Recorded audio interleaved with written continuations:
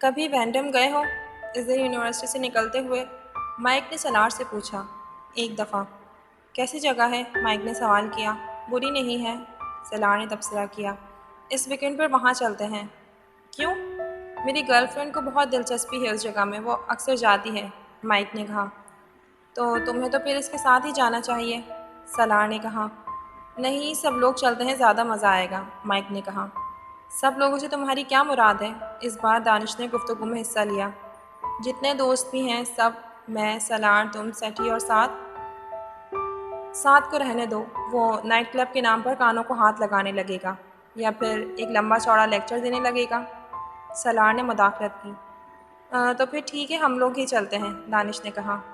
Sandra کو بھی invite کر لیتے ہیں، سلار نے اپنی گرل فرینڈ کا نام لیا۔ اس ویکینڈ پر سب وہاں گئے اور 3-4 گھنٹوں تک انہوں نے وہاں خوب انجوائے کیا۔ اگلے روز صبح دیر سے اٹھا سلار۔ وہ ابھی لنچ کی تیاری کر رہا تھا جب سعد نے اسے فون کیا تھا۔ ابھی اٹھے ہو؟ سعد نے اس کی آواز سنتے ہی کہا۔ ہاں، 10 منٹ پہلے۔ رات کو دیر سے باہر تک رہے ہوگے نا؟ سعد نے اندازہ لگایا۔ ہاں، ہم لوگ باہر گئے ہوئے تھے، سلار نے دانستہ طور پر نائٹ کلب کا نام نہیں لیا تھا۔ ہم لوگ کون؟ تم اور سینڈرا؟ نہیں، پورا گروپ ہی، سلار نے کہا۔ پورا گروپ؟ مجھے لے کر نہیں گئے؟ میں مر گیا تھا کیا؟ سعد نے چڑھ کر کہا۔ تمہارا خیال ہی نہیں آیا ہمیں، سلار نے اطمینان سے کہا۔ بہت گھٹیا آدمی ہو تم سلار، بہت ہی گھٹیا۔ یہ دانش بھی گیا تھا کہ تمہارے ساتھ؟ ہم سب مائی ڈیئر، ہم سب، سلار نے اطمینان کے ساتھ کہا۔ مجھے کیوں نہیں لے کر گئے تم لوگ؟ سعد نے خفگی میں کچھ اضافہ کیا۔ تم ابھی بچے ہو، ہر جگہ بچوں کو لے کر نہیں جا سکتے، سلار نے شرارت سے کہا۔ میں ابھی آ کر تمہاری ٹانگیں توڑتا ہوں، پھر تمہیں اندازہ ہوگا کہ یہ بچہ بڑا ہو گیا ہے۔ مذاق نہیں کر رہا یار، ہم نے تمہیں ساتھ جانے کا اس لیے نہیں پوچھا کیونکہ تم جاتے ہی نہیں۔ اس بار واقعی سلار سنجیدہ تھا۔ کیوں، تم لوگ دوزخ میں جا رہے تھے کہ میں وہاں نہیں جاتا؟ سعد کے غصے میں کوئی کمی نہیں آئی تھی۔ کم از کم تم اسے دوزخ ہی کہتے۔ ہم لوگ نائٹ کلب گئے ہوئے تھے اور تم وہاں نہیں جانا چاہتے تھے۔ کیوں، مجھے وہاں کیوں نہیں جانا تھا؟ سعد کے جواب نے سلار کو حیران کیا۔ تم ساتھ چلتے؟ Of course. مگر تمہیں وہاں جا کر کیا کرنا تھا؟ نہ تم ڈرنک کرتے ہو، نہ ڈانس کرتے ہو، پھر وہاں جا کر کیا کرتے؟ ہمیں نصیحتیں کرتے؟ ایسی بات نہیں ہے۔ ٹھیک ہے، ڈرنک اور ڈانس نہیں کرتا، مگر آؤٹنگ تو ہو جاتی، میں انجوائے کرتا، سعد نے کہا۔ مگر ایسی جگہ پر جانا اسلام میں جائز تو نہیں ہے، سلار نے چپتے ہوئے لہجے میں کہا۔ سعد چند لمحے کچھ کہہ نہ سکا۔ میں وہاں کوئی غلط کام کرنے تو نہیں جا رہا تھا، تم سے کہہ تو رہا ہوں صرف آؤٹنگ کی غرض سے جاتا۔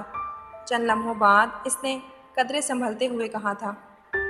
اوکے، اگلی بار ہمارا پروگرام بنے گا تو تمہیں بھی ساتھ لے لیں گے، بلکہ مجھے پتہ ہوتا تو کل رات بھی تمہیں ساتھ لے لیتا، ہم سب نے واقعی بہت انجوائے کیا، سلار نے کہا۔ چلو، میں اب کر بھی کیا سکتا ہوں۔ خیر، آج کیا کر رہے ہو تم؟ سعد اب اس سے معمول کی باتیں کرنے لگا۔ 10-15 منٹ تک ان کے درمیان گفتگو ہوتی رہی، پھر سلار نے فون بند کر دیا۔ تم اس ویکینڈ پر کیا کر رہے ہو؟ اس دن سعد نے سلار سے پوچھا۔ وہ یونیورسٹی کے کیفیٹیریا میں موجود تھے۔ میں اس ویکینڈ پر نیو یارک جا رہا ہوں سینڈرا کے ساتھ، سلار نے اپنا پروگرام بتایا۔ کیوں؟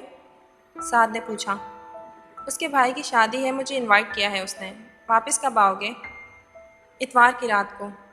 تم ایسا کرو کہ اپنے اپارٹمنٹ کی چابی مجھے دے دو، میں 2 دن تمہارے اپارٹمنٹ پر گزاروں گا، کچھ اسائنمنٹس ہیں جو مجھے تیار کرنے ہیں، اور اس ویکینڈ پر وہ چاروں بھی گھر پر ہی ہوں گے۔ وہاں بڑا رش ہوگا، میں تمہارے اپارٹمنٹ میں اطمینان سے پڑھ لوں گا، سعد نے کہا۔ اوکے، تم میرے اپارٹمنٹ میں رہ لینا، سلار نے کندھے اچکاتے ہوئے کہا۔ اسے سینڈرا کے ساتھ جمعے کی رات کو نکلنا تھا۔ سلار کا بیگ اس کی گاڑی کی ڈگی میں تھا۔ یہ ایک اتفاق ہی تھا کہ سینڈرا کو عین آخری وقت میں چند کام نپٹانے پڑ گئے، اور جو سر شام نکلنے کا ارادہ وہ لوگ کر بیٹھے تھے، ان کا پروگرام ہفتے کی صبح تک ملتوی ہو گیا تھا۔ سینڈرا پیئنگ گیسٹ کے طور پر کہیں رہتی تھی، وہ اس کے پاس رات نہیں گزار سکتا تھا، اسے اپنے اپارٹمنٹ واپس آنا پڑا۔ رات کو تقریباً 11 بج رہے تھے۔ 11 بجے سینڈرا کو وہ اس کی رہائش گاہ پر ڈراپ کرنے کے بعد اپارٹمنٹ چلا آیا۔ اس نے سعد کو ایک چابی دی تھی، دوسری چابی اس کے پاس تھی۔ وہ جانتا تھا کہ سعد اس وقت بیٹھا پڑھ رہا ہوگا، مگر اس نے اسے ڈسٹرب کرنا ضروری نہیں سمجھا۔ وہ اپارٹمنٹ کا بیرونی دروازہ کھول کر اندر داخل ہو گیا۔ لانگ روم کی لائٹ آن تھی۔ اندر داخل ہوتے ہی اسے کچھ عجیب سا احساس ہوا تھا۔ وہ اپنے بیڈ روم میں جانا چاہتا تھا، مگر بیڈ روم کے دروازے پر ہی رک گیا۔ بیڈ روم کا دروازہ بند تھا، مگر اس کے باوجود اندر سے ابھرنے والے قہقہے اور باتوں کی آوازیں سن سکتا تھا وہ۔ سعد کے ساتھ اندر کوئی عورت تھی۔ وہ جامد ہو گیا۔ اس کے گروپ میں صرف سعد تھا جس کے بارے میں اس کا خیال تھا کہ کسی لڑکی کے ساتھ اس کے تعلقات نہیں تھے۔ وہ جتنا مذہبی آدمی تھا، اس سے یہ توقع کی بھی نہیں جا سکتی تھی۔ وہ اندر داخل نہیں ہوا، قدرے بے یقینی سے واپس مڑ گیا، اور تب اس کی نظر لانگ روم کی ٹیبل پر پڑی بوتل اور گلاس پر پڑی۔ وہاں سے کچن کاؤنٹر جہاں کھانے کے برتن ابھی تک پڑے تھے۔ وہ مزید وہاں رکے بغیر اسی طرح خاموشی سے وہاں سے نکل آیا۔ اس کے لیے یہ بات ناقابل یقین تھی کہ سعد وہاں کسی لڑکی کے ساتھ رہنے کے لیے آیا تھا۔ بالکل ناقابل یقین۔ جو شخص حرام گوشت نہ کھاتا ہو، شراب نہ پیتا ہو، 5 وقت کی نماز پڑھتا ہو، ہر وقت اسلام کی بات کرتا رہتا ہو، دوسروں کو اسلام کی تبلیغ کرتا ہو، وہ کسی لڑکی کے ساتھ اپارٹمنٹ کے دروازے کو باہر سے بند کیے ہوئے اس طرح شوق کے عالم میں تھا۔ بوتل اور گلاس ظاہر کر رہے تھے کہ اس نے پی بھی ہوئی ہے اور شاید کھانا وغیرہ بھی کھایا ہوگا۔ اسے فریزر اور کچن میں جہاں کا وہ پانی تک نہیں پینے کے لیے تیار تھا۔ اسے ہنسی آ رہی تھی کہ جو اپنے آپ کو جتنا اچھا اور سچا مسلمان ظاہر کرنے یا بننے کی کوشش کرتا یا دکھائی دیتا ہے، وہ اتنا ہی بڑا فراڈ ہوتا ہے۔ ایک یہ شخص تھا جو یوں ظاہر کرتا تھا جیسے پورے امریکہ میں ایک ہی مسلمان یہی ہے، اور ایک لڑکی ماما تھی جو ٹینٹ جتنی بڑی چادر اوڑھتی تھی، اور کردار اس کا یہ تھا کہ ایک لڑکی کے لیے گھر سے بھاگ گئی، اور بنتے پھرتے ہیں سچے مسلمان۔ نیچے اپنی گاڑی میں آ کر بیٹھتے ہوئے اس نے کچھ تنفر سے سوچا، منافقت اور جھوٹ کی حد ان پر ختم ہو جاتی ہے۔ وہ گاڑی پارکنگ سے نکالتے ہوئے بڑبڑا رہا تھا۔ اس وقت وہ سینڈر کے پاس نہیں جا سکتا تھا۔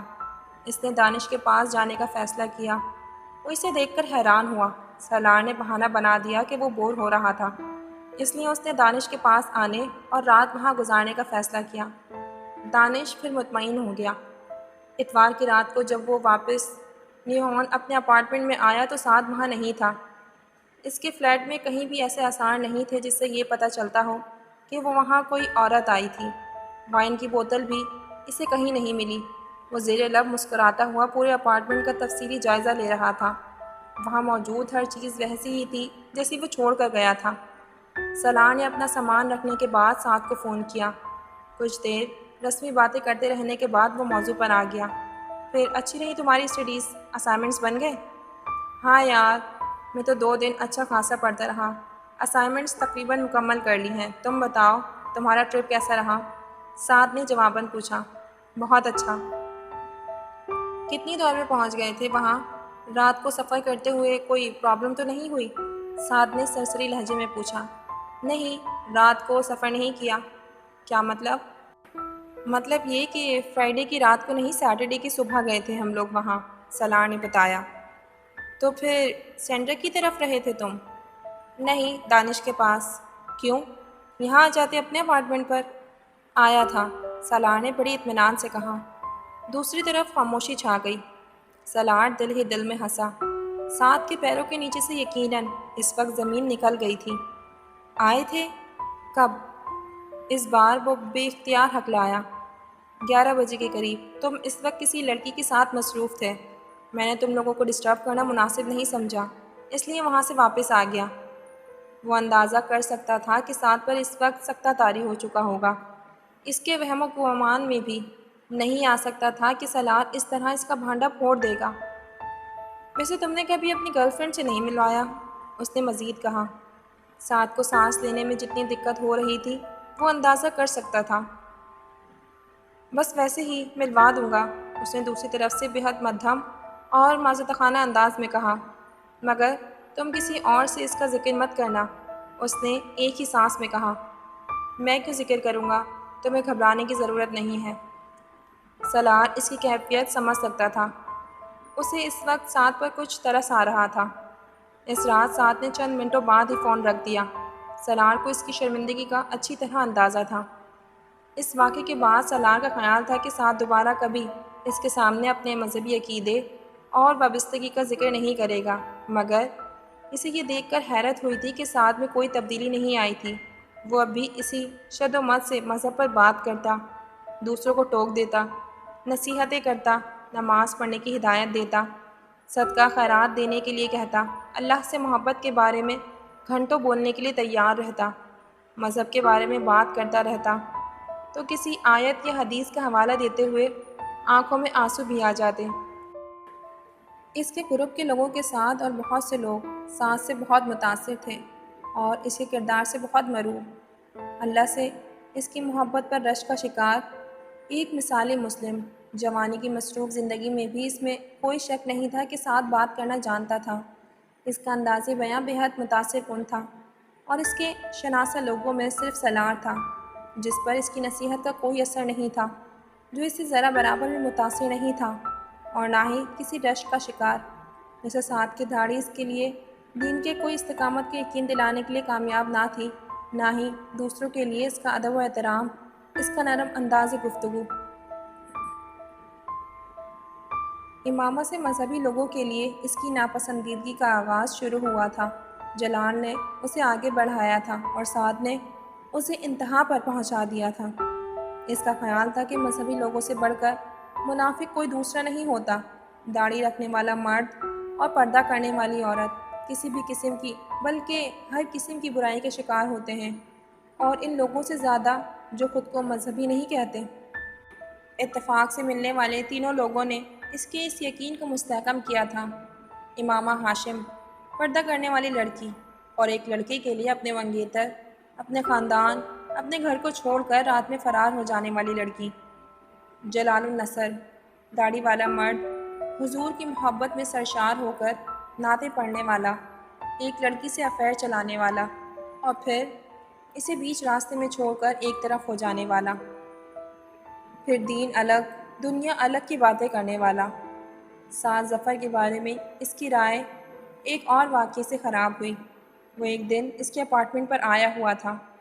سالار اس وقت کمپیوٹر آن کیے اپنا کام کرتے ہوئے اس سے باتیں کرنے لگا، پھر اسے کچھ چیزیں لانے کے لیے اپارٹمنٹ سے قریبی مارکیٹ جانا پڑا اور اسے پیدل وہاں آنے جانے میں اور شاپنگ کرنے میں 30 منٹ لگے تھے۔ سعد اس کے ساتھ نہیں آیا تھا۔ جب سالار واپس آیا تو سعد کمپیوٹر پر چیٹنگ میں مصروف تھا۔ وہ کچھ دیر مزید اس کے پاس بیٹھا گپ شپ کرتا رہا، پھر چلا گیا۔ اس کے جانے کے بعد سالار نے لنچ کیا اور ایک بار پھر کمپیوٹر پر آ کر بیٹھ گیا۔ وہ بھی کچھ دیر چیٹنگ کرنا چاہتا تھا اور یہ ایک اتفاق ہی تھا کہ اس نے لاشعوری طور پر کمپیوٹر چلاتے ہوئے اس کی ہسٹری دیکھی۔ وہاں ان ویب سائٹس اور پیجز کی کچھ تفصیلات تھیں جو کچھ دیر پہلے اس نے یا سعد نے دیکھی تھیں۔ سعد نے جن چند ویب سائٹس کو دیکھا تھا وہ پورنوگرافی سے متعلق تھیں۔ اسے اپنے یا کسی دوسرے دوست کے ان پیجز دیکھنے یا ان ویب سائٹس کو وزٹ کرنے پر حیرت نہ ہوتی، نہ اعتراض۔ وہ خود ایسی ویب سائٹس کا وزٹ کرتا رہتا تھا، مگر سعد کے ان ویب سائٹس کے وزٹ کرنے پر اسے حیرت ہوئی تھی۔ اس کی نظروں میں وہ کچھ اور نیچے آ گیا تھا۔ پھر تمہاری کیا پلاننگ ہے؟ پاکستان آنے کا ارادہ ہے؟ وہ اس دن فون پر سکندر عثمان سے بات کر رہا تھا۔ سکندر نے اسے بتایا تھا کہ وہ طیبہ کے ساتھ کچھ ہفتوں کے لیے آسٹریلیا جا رہے ہیں۔ انہیں وہاں اپنے رشتہ داروں کے یہاں ہونے والی شادی میں شرکت کرنی ہے۔ آپ دونوں وہاں نہیں ہوں گے تو میں پاکستان آ کر کیا کروں گا؟ سالار کو مایوسی ہوئی۔ یہ کیا بات ہوئی؟ تم بہن بھائیوں سے ملنا، انیتا تمہیں بہت مس کر رہی ہے، سکندر نے کہا۔ پاپا میں ادھر ہی چھٹیاں گزاروں گا، پاکستان آنے کا کوئی فائدہ نہیں ہے۔ تم ایسا کیوں نہیں کرتے کہ ہمارے ساتھ آسٹریلیا چلو؟ معیز بھی جا رہا ہے، انہوں نے اس کے بڑے بھائی کا نام لیتے ہوئے کہا۔ میرا دماغ خراب نہیں ہے کہ میں اس طرح منہ اٹھا کر آپ کے ساتھ آسٹریلیا چلوں۔ معیز کے ساتھ میری کون سی انڈرسٹینڈنگ ہے جو آپ مجھے اس کے جانے کا بتا رہے ہیں؟ اس نے خاصی بیزاری کے ساتھ کہا۔ میں تمہیں مجبور نہیں کروں گا، اگر تم وہیں رہنا چاہتے ہو تو ایسا ہی صحیح، بس اپنا خیال رکھنا اور دیکھو سلار، کوئی غلط کام نہیں کرنا۔ انہوں نے اسے تنبیہ کی۔ وہ اس غلط کام کی نوعیت کے بارے میں اچھی طرح جانتا تھا اور وہ یہ جملہ سننے کا عادی ہو چکا تھا کہ اب اگر سکندر ہر بار فون کرنے سے پہلے اسے یہ جملہ نہ کہتے تو اسے حیرت ہوتی۔ سکندر سے بات کرنے کے بعد اس نے فون کر کے اپنی سیٹ کینسل کروا دی۔ فون کا ریسیور رکھنے کے بعد صوفے پر چت لیٹا چھت کو گھورتے ہوئے وہ یونیورسٹی بند ہونے کے بعد کچھ ہفتوں کی مصروفیات کے بارے میں سوچتا رہا۔ مجھے چند دن اسکیننگ کے لیے کہیں جانا چاہیے یا پھر کسی دوسری اسٹیٹ کو وزٹ کرنا چاہیے، وہ منصوبہ بنانے لگا۔ ٹھیک ہے، میں کل یونیورسٹی آ کے کسی آپریٹر سے ملوں گا، باقی کا پروگرام وہیں طے کروں گا، اس نے فیصلہ کیا۔ اگلے دن اس نے ایک دوست کے ساتھ مل کر اسکیننگ کے لیے جانے کا پروگرام طے کر لیا۔ اس نے سکندر اور اپنے بڑے بھائی کو اپنے پروگرام کے بارے میں بتایا۔ چھٹیاں شروع ہونے سے ایک دن پہلے اس نے ایک انڈین ریسٹورنٹ میں کھانا کھایا۔ وہ کھانا کھانے کے بعد کافی دیر وہاں بیٹھا رہا، پھر ایک قریبی پب میں چلا گیا۔ کچھ دیر وہاں بیٹھنے کے دوران اس نے وہاں کچھ بیگ پی۔ رات 10 بجے کے قریب ڈرائیونگ کرتے ہوئے اسے اچانک متلی ہونے لگی۔ گاڑی روک کر وہ وہاں کچھ دیر سڑک پر ٹہلنے لگا۔ سرد ہوا اور خنکی نے کچھ دیر کے لیے اسے نارمل کر دیا تھا، مگر چند منٹوں کے بعد اسے ایک بار پھر متلی محسوس ہونے لگی۔ اسے اپنے سینے اور پیٹ میں ہلکا ہلکا درد بھی محسوس ہونے لگا۔ یہ کھانے کا اثر تھا یا بیگ کا، فوری طور پر اسے کچھ اندازہ نہیں ہو سکا تھا۔ اب اس کا سر بری طرح چکر کھا رہا تھا۔ یکدم جھکتے ہوئے اس نے بے اختیار کہہ اور پھر چند منٹ تک وہ جھکا ہی رہا۔ معدہ خالی ہو جانے کے بعد بھی اس کو اپنی حالت بہتر محسوس نہیں ہو رہی تھی۔ سیدھا کھڑا رہنے کی کوشش میں اس کا پیر لڑکھڑانے لگے۔ اس نے مڑ کر اپنی گاڑی کی طرف جانے کی کوشش کی، مگر اس کا سر اب پہلے سے بھی زیادہ چکرا رہا تھا۔ چند گز دور گاڑی کو اس نے بہت دور سے دیکھا تھا، لیکن اسے چلنے میں بھی دقت ہو رہی تھی۔ اس نے بمشکل چند قدم اٹھائے، مگر گاڑی کے قریب پہنچنے سے قاصر رہا۔ وہ چکرا کر زمین پر گر پڑا۔ اس نے اٹھنے کی کوشش کی، مگر اس کا ذہن تاریکی میں ڈوبتا جا رہا تھا۔ مکمل طور پر ہوش کھونے سے پہلے اس نے کسی کو اپنے قریب آتے دیکھا، اپنے آپ کو جھنجھوڑتے محسوس کیا۔ کوئی بلند آواز میں اس کے قریب کچھ کہہ رہا تھا۔ آوازیں اسے پکار رہی تھیں۔ سالار نے اپنے سر کو جھٹکنے کی کوشش کی۔ وہ پورے سر کو حرکت نہیں دے سکا تھا۔ اس کی آنکھیں کھولنے کی کوشش بھی ناکام ہو گئی تھی۔ وہ اب مکمل طور پر تاریکی میں جا چکا تھا۔ اس نے 2 دن ہاسپٹل میں گزارے تھے۔ وہاں سے گاڑی میں گزرنے والے کسی جوڑے نے اسے گرتے دیکھا تھا اور وہی اسے اٹھا کر ہاسپٹل لے آئے تھے۔ ڈاکٹرز کے مطابق وہ فوڈ پوائزننگ کا شکار تھا۔ وہ ہاسپٹل آنے کے چند گھنٹوں بعد ہی ہوش میں آ گیا تھا اور وہاں سے چلے جانے کی خواہش رکھنے کے باوجود وہ جسمانی طور پر اپنے آپ کو اتنی بری حالت میں محسوس کر رہا تھا کہ وہاں سے جا نہیں سکا تھا۔ اگلے دن شام تک اس کی حالت کچھ بہتر ہونے لگی تھی، مگر ڈاکٹرز کی ہدایت پر سالار نے وہ رات بھی وہیں گزار دی۔ اتوار کو سپہر وہ گھر آ گیا تھا اور گھر آتے ہی اس نے وہ اور آپریٹر کے ساتھ طے پایا جانے والا پروگرام چند دنوں کے لیے ملتوی کر دیا تھا۔ پیر کی صبح نکلنا تھا اور اس نے طے کیا تھا کہ جانے سے پہلے وہ ایک بار پھر سینڈرا کو کال کرے گا، لیکن اب پروگرام کینسل کرنے کے ساتھ ساتھ اس نے اس کو یا بلکہ کسی بھی دوست کو کال کرنے کا ارادہ ترک کر دیا تھا۔ ایک ہلکے سینڈوچ کے ساتھ کافی کا ایک کپ پینے کے بعد اس نے سکون آور دوا لی اور سونے کے لیے چلا گیا۔ اگلے دن جب اس کی آنکھ کھلی اس وقت 11 بج رہے تھے۔ سالار کو نیند سے بیدار ہوتے ہی سر میں شدید درد کا احساس ہوا۔ اپنا ہاتھ بڑھا کر اس نے ماتھے پر رکھا اور جسم چھوا۔ اس کا ماتھا بہت زیادہ گرم تھا۔ کم آن، وہ بیزاری سے بڑبڑایا۔ پچھلے 2 دن کی بیماری کے بعد وہ اگلے 2 دن بستر پر پڑے ہوئے نہیں گزارنا چاہتا تھا اور اس وقت اسے اس کے آثار نظر آ رہے تھے۔ جوں تو بیڈ سے نکل کر وہ منہ ہاتھ دھوئے بغیر ایک بار پھر کچن میں آ گیا۔ کافی بننے کے لیے رکھ کر اپنے فون ریکارڈز کال چیک کرنے لگا۔ چند کال ساتھ کی تھی جس نے اسے پاکستان جانے سے پہلے اس سے ملنے کے لیے بار بار رنگ کیا تھا اور پھر آخری کال میں اس کے اس طرح غائب ہونے پر اسے اچھی طرح سے لواتیں بھی سنائی تھیں۔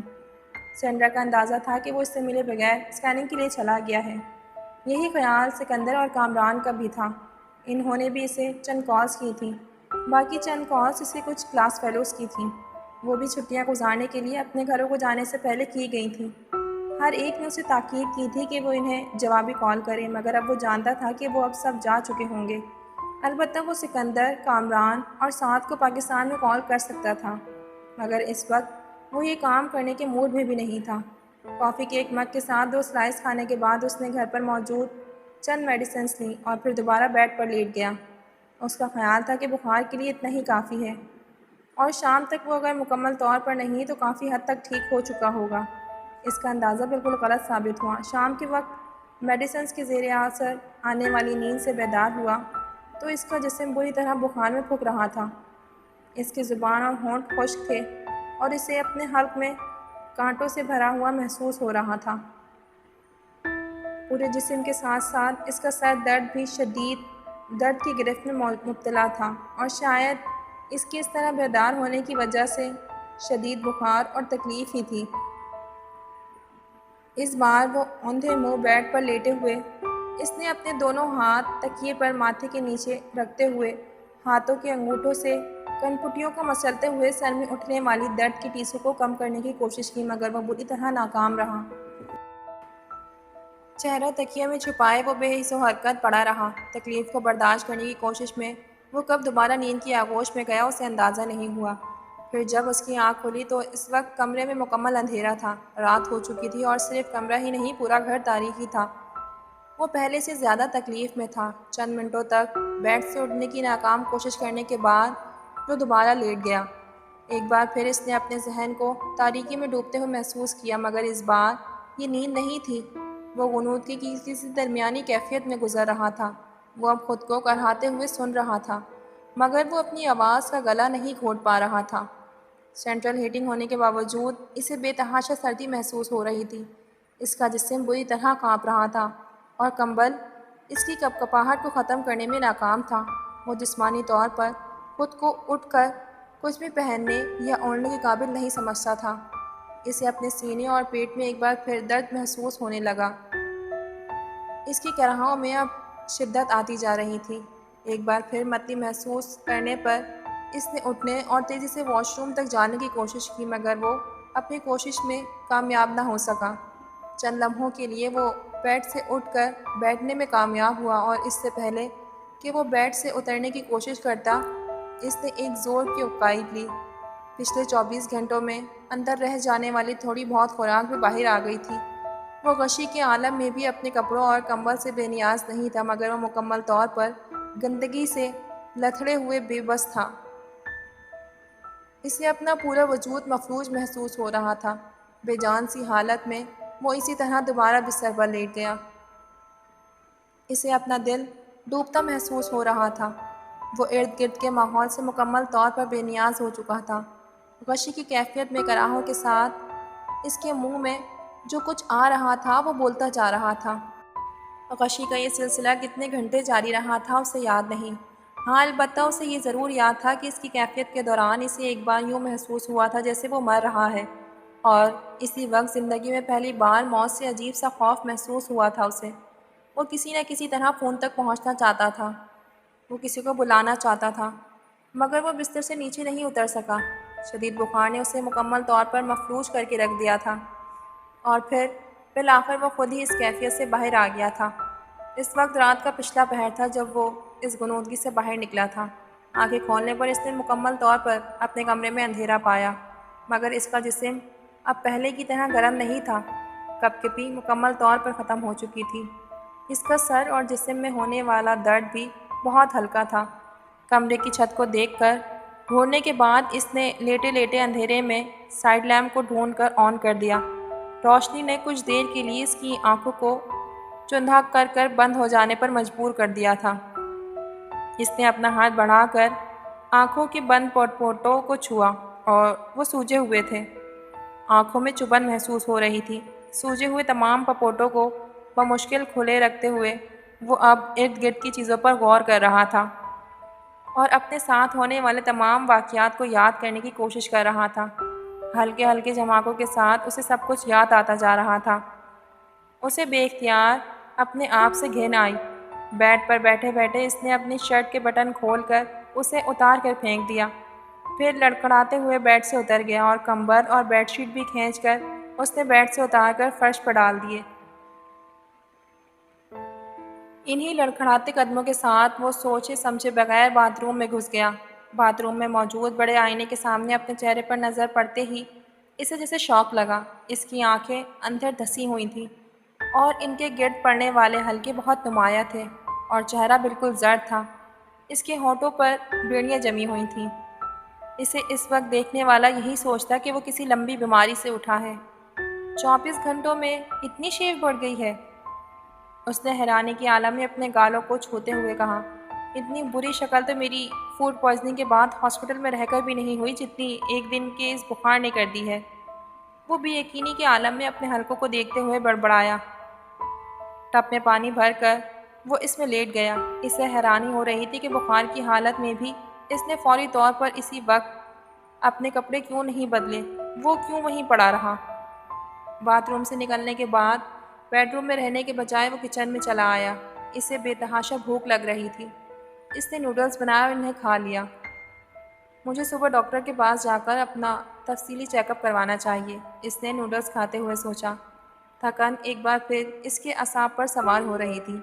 نہانے کے بعد اسے اگرچہ اپنا وجود بہت ہلکا اور بہت ٹھہرا ہوا محسوس ہو رہا تھا، مگر اس کی نکاہت ختم نہیں ہوئی تھی۔ نوڈلز کھانے کے دوران اس نے ٹی وی آن کر دیا اور چینل سرچ کرنے لگا۔ ایک چینل پر آنے والا ٹاک شو دیکھتے ہوئے اس نے ریموٹ رکھ دیا اور پھر نوڈلز کے پیالے پر جھک گیا۔ اس نے ابھی نوڈلز کا دوسرا چمچہ منہ میں رکھا ہی تھا کہ وہ بے اختیار رک گیا۔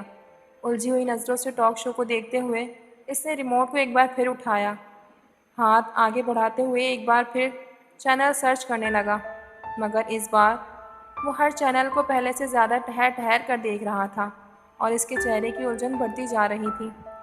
یہ کیا ہے؟ وہ بڑبڑایا۔ اسے اچھی طرح یاد تھا کہ وہ جمعے کی رات کو سڑک پر بے ہوش ہونے کے بعد ہاسپٹل گیا تھا۔ ہفتہ کا سارے دن وہ اس نے وہیں گزارا تھا اور اتوار کی سحر کو وہ واپس آ گیا تھا۔ اتوار کی سپہر کو سونے کے بعد وہ اگلے دن 11 بجے کے قریب اٹھا تھا، پھر اسی رات اسے بخار ہو گیا تھا۔ شاید اس نے منگل کا سارا دن بخار کی حالت میں گزارا تھا اور اب یقیناً وہ منگل کی رات تھی، مگر ٹی وی چینلز اسے کچھ اور بتا رہے تھے۔ وہ ہفتے کی رات تھی اور اگلا طلوع ہونے والا دن اتوار کا تھا۔ اس نے اپنی ڈسک واچ پر ایک نظر دوڑائی جو لانگ روم کی میز پر پڑی تھی۔ اس کا منہ کھلا کا کھلا رہ گیا۔ اس نے نوڈلز کا پیالہ میز پر رکھ دیا۔ ایک لقحہ تھی جیسے اس کی بھوک اڑی سی گئی تھی۔ وہاں موجود طارق نے اسے جیسے ایک اور جھٹکا دیا۔ کیا مطلب؟ کیا میں 5 دن بخار میں مبتلا رہا ہوں؟ 5 دن ہوش و حواس سے بے خبر رہا ہوں؟ مگر یہ کیسے ہو سکتا ہے؟ یہ کیسے ممکن ہے؟ وہ بڑبڑایا۔ 5 دن تو بہت ہوتے ہیں، یہ کیسے ممکن ہے کہ مجھے 5 دن گزرنے کا پتہ ہی نہ چلا ہو؟ میں 5 دن تک اس طرح بے ہوش کیسے رہ سکتا ہوں؟ وہ لڑکھڑاتے قدموں کے ساتھ اپنا فون کی طرف بڑھا۔ فون چیک کیا۔ فون پر اس کے لیے کوئی ریکارڈ کال نہیں آئی تھی۔ پاپا نے مجھے کوئی کال نہیں کی اور ساتھ سب کو کیا ہو گیا ہے؟ کیا میں انہیں یاد نہیں رہا؟ اسے جیسے کوئی پیغام نہ پا کر شوق لگا تھا۔ وہ بہت دیر تک بالکل ساکت فون کے پاس بیٹھا رہا۔ یہ کیسے ہو سکتا ہے کہ پاپا کو میرا خیال ہی نہ رہا ہو، یا کسی فرینڈ کو یا پھر کسی اور کو اس طرح مجھے کیسے چھوڑ دیا انہوں نے؟ اور اس وقت اسے پہلی بار احساس ہوا کہ اس کے ہاتھ ایک بار پھر کپ کپا رہے تھے۔ وہ نکاہت یہ کمزوری نہیں تھی، پھر وہ کیا تھا جو اسے کانپنے پر مجبور کر رہا تھا؟ وہ اٹھ کر واپس صوفے کی طرف چلا آیا۔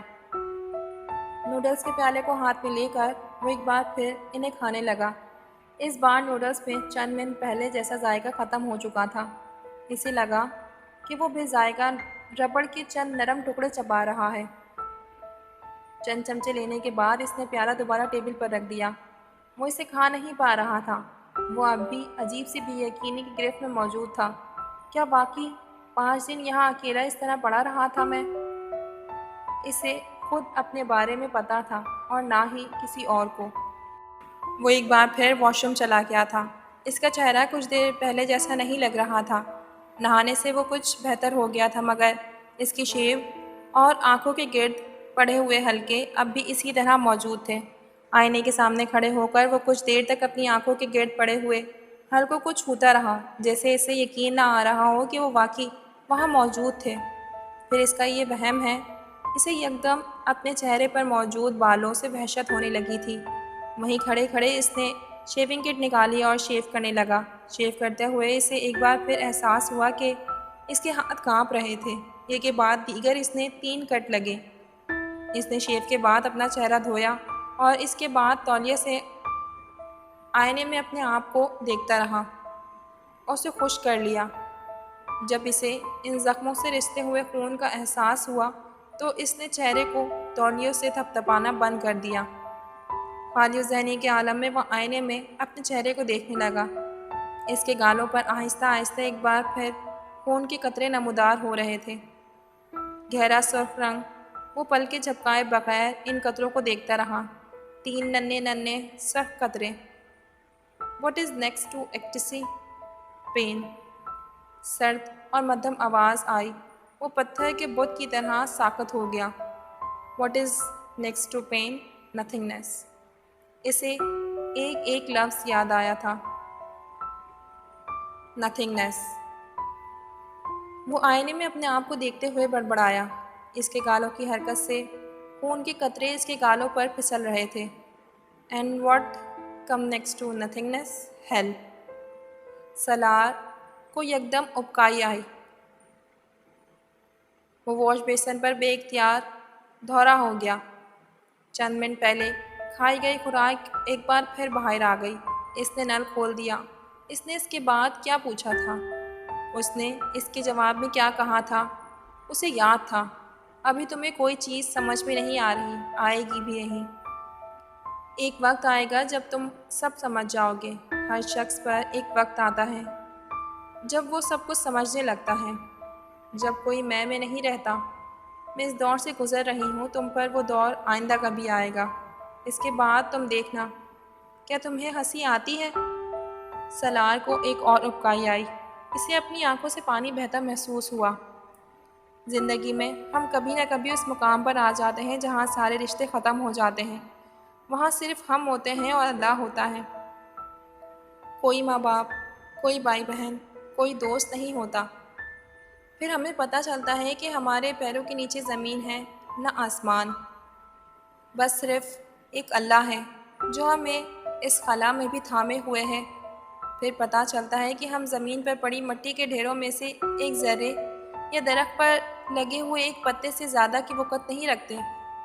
پھر پتہ چلتا ہے کہ ہمارے ہونے یا نہ ہونے سے صرف ہمیں فرق پڑتا ہے، صرف ہمارا کردار ختم ہو جاتا ہے۔ کائنات میں کوئی تبدیلی نہیں آتی، کسی چیز پر کوئی اثر نہیں پڑتا۔ سالار کو اپنے سینے میں عجیب سا درد محسوس ہو رہا تھا۔ اس نے بہتے ہوئے پانی کو منہ میں ڈالا۔ اسے ایک بار پھر اکائی آئی۔ اس کے بعد ہماری عقل ٹھکانے آ جاتی ہے۔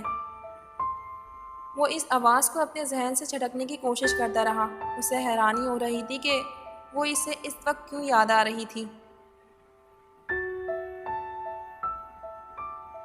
اس نے پانی کے چھینٹے اپنے چہرے پر مارنے شروع کر دیے۔ چہرے کو ایک بار پھر پوچھنے لگا۔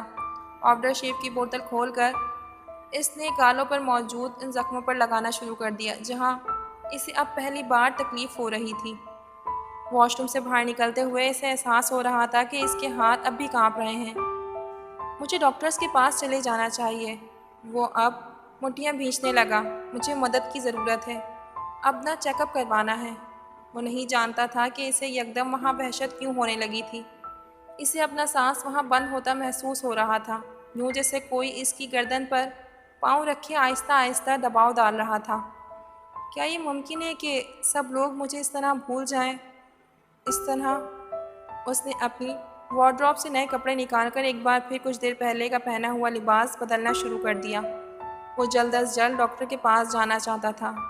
اسے اپنے اپارٹمنٹ سے یکدم خوف محسوس ہونے لگا تھا۔ اس رات گھر آ کر وہ تقریباً ساری رات جاگتا رہا تھا۔ ایک عجیب سی کیفیت نے اسے اپنی گرفت میں لیا ہوا تھا۔ اس کا ذہن یہ تسلیم نہیں کر رہا تھا کہ اسے اس طرح بھلا دیا گیا ہے۔ وہ ماں باپ کی ضرورت سے زیادہ توجہ ہمیشہ حاصل کرتا رہتا تھا۔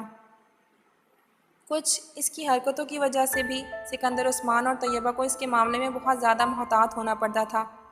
وہ ہمیشہ ہی اس کے بارے میں فکر مند رہتے تھے، مگر یکدم چند دنوں کے لیے وہ جیسے سب کی زندگی سے نکل گیا تھا، دوستوں کی، بہن بھائیوں کی، ماں باپ کی۔ وہ اگر اس بیماری کے دوران وہاں اس اپارٹمنٹ میں مر جاتا تو کسی کو پتہ تک نہیں چلتا، شاید تب تک جب تک اس کی لاش گلنے سڑنے نہ لگتی، اور اس موسم میں ایسا ہونے میں کتنے دن لگتے۔ وہ اس رات ایک ایک گھنٹے کے بعد اپنا فون چیک کرتا رہا۔ اگلا پورا ہفتہ اس نے اسی بے یقینی کے عالم میں اپنے اپارٹمنٹ میں گزارا۔ پورے ہفتے کے دوران اسے کہیں سے کوئی کال نہیں ملی۔ کیا یہ لوگ سب مجھے بھول گئے ہیں؟ وہ وحشت زدہ ہو گیا۔ ایک ہفتے تک بے وقوفوں کی طرح کسی کی کال کا انتظار کرتے رہنے کے بعد اس نے خود سب سے رابطہ کرنے کی کوشش کی۔ وہ انہیں فون پر بتانا چاہتا تھا کہ اس کے ساتھ کیا ہوا تھا، وہ کس کیفیت سے گزرا تھا۔ وہ ان کے ساتھ شکوہ کرنا چاہتا تھا، مگر ہر ایک سے رابطہ کرنے پر اس سے پہلی بار یوں محسوس ہوا جیسے کسی کو اس میں کوئی دلچسپی ہی نہیں تھی۔ ہر ایک کے پاس اپنی مصروفیت کی تفصیلات تھیں۔ سکندر اور طیبہ اسے آسٹریلیا میں اپنی سرگرمیوں سے آگاہ کرتے رہے۔ وہ وہاں کیا کر رہے تھے، کتنا انجوائے کر رہے تھے۔ وہ کچھ غائب دماغی کے عالم میں ان کی باتیں سنتا رہا۔ تم انجوائے کر رہے ہو نا اپنی چھٹیاں؟ بہت لمبی چوڑی بات کرنے کے بعد طیبہ نے بالآخر اس سے پوچھا۔ میں؟ ہاں بہت۔ وہ صرف 3 لفظ بول سکا تھا۔ وہ واقعی نہیں جانتا تھا کہ اسے طیبہ سے کیا کہنا ہے، کیا بتانا چاہیے۔ باری باری سب سے بات کرتے ہوئے وہ پہلی بار اس قسم کی صورتحال اور کیفیت سے دوچار ہوا تھا۔ ان میں سے ہر ایک کو بنیادی طور پر صرف اپنی زندگی میں دلچسپی تھی۔ شاید وہ انہیں اپنے ساتھ ہونے والے واقعات بتاتا تو وہ اس کے لیے تشویش کا اظہار کرتے، پریشان ہو جاتے، مگر وہ سب بعد میں ہوتا، اس کے بتانے کے بعد۔ اس سے پہلے ان کی زندگی کے دائرے میں اس کی زندگی کہاں آتی تھی کہ اس کو دلچسپی تھی یہ سننے میں کہ اس کے چند دن کس طرح غائب ہو گئے۔ اور شاید تبھی اس نے پہلی بار سوچا، اگر میری زندگی ختم بھی ہو گئی تو کسی دوسرے کو اس سے کیا فرق پڑے گا؟ دنیا میں کیا تبدیلی آئے گی؟ میرا خاندان کیا محسوس کرے گا؟ کچھ بھی نہیں، چند دنوں کے دکھ کے علاوہ اور کچھ بھی نہیں۔ اور دنیا میں تو شاید چند لمحوں کے لیے بھی کوئی تبدیلی نہ آئے۔ سالار سکندر اگر غائب ہو جائے تو واقعی کسی دوسرے کو اس سے کیا فرق پڑے گا، چاہے اس کا آئی کیو لیول 150 پلس ہی کیوں نہ ہو۔ وہ اپنی سوچوں کو جھڑکنے کی کوشش کرتا، مگر مایوسی اور اس طرح کی ذہنی حالت، آخر مجھے کیا ہو گیا ہے؟ اگر سب لوگ کچھ دنوں کے لیے مجھے بھول بھی گئے ہیں تو اس سے کیا فرق پڑتا ہے؟ بعض دفعہ ایسا ہو جاتا ہے، میں بھی تو بہت بار بہت سے لوگوں کے ساتھ رابطہ نہیں رکھ پاتا، پھر اگر میرے ساتھ ایسا ہو گیا تو۔ مگر میرے ساتھ ایسا کیوں ہوا؟ اگر واقعی میں اس بے ہوشی سے واپس نہ آتا تو؟ اگر میرا بخار کم نہ ہوتا، اگر سینے یا پیٹ کا وہ درد ختم نہ ہوتا؟ اپنے ذہن سے وہ یہ سب کچھ چھٹکنے کی کوشش کرتا لیکن ناکام رہتا۔ یہ تکلیف سے زیادہ خوف تھا جس کا شکار وہ اس اچانک کی بیماری کے دوران ہوا تھا۔ شاید میں کچھ زیادہ حساس ہو رہا ہوں، ورنہ ایک معمولی سی بے ہوشی کو خواہ مخواہ ہوا بنا کر سر پر کیوں سوار کر رہا ہوں؟ وہ جھنجھلایا۔ کم از کم اب ٹھیک ہو چکا ہوں، پھر آخر اب مجھے کیا تکلیف ہے کہ میں اس طرح موت کے بارے میں سوچ رہا ہوں؟ آخر پہلے بھی تو کئی بار بیمار ہو چکا ہوں، خودکشی کی کوشش کر چکا ہوں۔ جب مجھے کسی خوف نے تنگ نہیں کیا تو اب کیوں مجھے اس طرح کے خوف تنگ کرنے لگے ہیں؟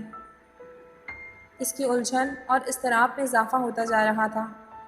اور پھر مجھے تو بخار کی وہ تکلیف ٹھیک سے یاد بھی نہیں۔ میرے لیے تو یہ ایک خواب یا کوما کی طرح ہے، اس سے زیادہ کچھ بھی نہیں۔ وہ مسکرانے کی کوشش کرتا رہا۔ کیا چیز ہے جو مجھے پریشان کر رہی ہے؟ کیا بیماری، یا پھر یہ بات کہ کسی کو میری ضرورت نہیں پڑی، کسی کو میری یاد نہیں آئی، خیال تک نہیں آیا، میرے اپنے لوگوں کو بھی، میری فیملی ممبرز کو بھی، دوستوں کو بھی؟ مائی گاڈ! تمہیں کیا ہوا ہے سلار؟ یونیورسٹی کھلتے ہی پہلے ہی دن سینڈرا نے اسے دیکھتے ہی کہا۔ مجھے کچھ نہیں ہوا، سلار نے مسکرانے کی کوشش کی۔ تم بیمار رہے ہو؟ اسے تشویش ہوئی۔ ہاں تھوڑا بہت، مگر مجھے تو نہیں لگتا کہ تم تھوڑے بہت بیمار رہے ہو۔ تمہارا وزن کم ہو گیا اور آنکھوں کے گرد ہلکے پڑے ہوئے ہیں۔ کیا بیماری تھی تمہیں؟ کچھ نہیں، تھوڑا سا بخار اور فوڈ پوائزننگ۔ وہ پھر مسکرایا۔ تم پاکستان گئے ہوئے تھے؟ نہیں، یہی تھا۔ مگر میں نے تو تمہیں نیو یارک جانے سے پہلے کئی بار رنگ کیا، مگر تم نے کوئی آنسر ہی نہیں دیا۔ تم نے یہ ریکارڈ کال کروا دیتے اگر تم پاکستان نہیں جا رہے تھے تو یہیں تھے تو۔ جس شٹ اپ، اسٹاپ اٹ، وہ بے اختیار جھنجھلایا۔ سوال پر سوال کرتی جا رہی ہو تم۔ سینڈرا حیرانی سے اس کا چہرہ دیکھنے لگی۔ تم میری بیوی تو نہیں ہو کہ اس طرح بات کر رہی ہو مجھ سے؟ سلار، کیا ہوا؟ کچھ نہیں ہوا، بس تم ختم کرو یہ ساری بات۔ کیا ہوا، کیوں ہوا، کہاں جا رہے ہو، کیوں رہے ہو، ربش۔ سینڈرا چند لمحے بول نہیں سکی تھی۔ اسے اندازہ نہیں تھا کہ وہ اس طرح ریئیکٹ کرے گا۔ سینڈرا اس دن اس سے یہ سارے سوال پوچھنے والی اکیلی نہیں تھی۔ اس کے تمام دوستوں اور جاننے والوں نے اسے دیکھتے کے ساتھ کچھ اس طرح کے سوال، تبصرے یا تاثرات ہی دیے تھے۔ وہ دن ختم ہونے تک بری طرح جھنجھلاہٹ کا شکار ہو چکا تھا اور کسی حد تک مشتعل بھی۔ وہ کم از کم ان سوالوں کو سننے کے لیے یونیورسٹی نہیں آیا تھا۔ اس طرح کے تبصرے اسے بار بار یاد دہانی کروا رہے تھے کہ اس کے ساتھ کچھ نہ کچھ غلط ہو چکا ہے اور وہ ان احساسات سے چھٹکارا پانا چاہتا تھا۔ مووی دیکھنے کا پروگرام ہے اس ویکینڈ پر، چلو گے؟ دانش اس دن اس کے پاس آیا ہوا تھا۔ ہاں چلوں گا، سلار تیار ہو گیا۔ پھر تم تیار رہنا، میں تمہیں پک کر لوں گا۔ دانش نے پروگرام طے کیا۔ دانش پروگرام کے مطابق اسے لینے کے لیے آیا تھا۔ وہ کئی ہفتوں کے بعد کسی سنیما میں مووی دیکھنے کے لیے آیا تھا۔ اس کا خیال تھا کہ کم از کم اس رات وہ ایک اچھی تفریح میں کچھ وقت گزار سکے گا۔ مگر مووی شروع ہونے کے 10 منٹ بعد ہی اسے وہاں بیٹھے بیٹھے اچانک شدید قسم کی گھبراہٹ محسوس ہونے لگی۔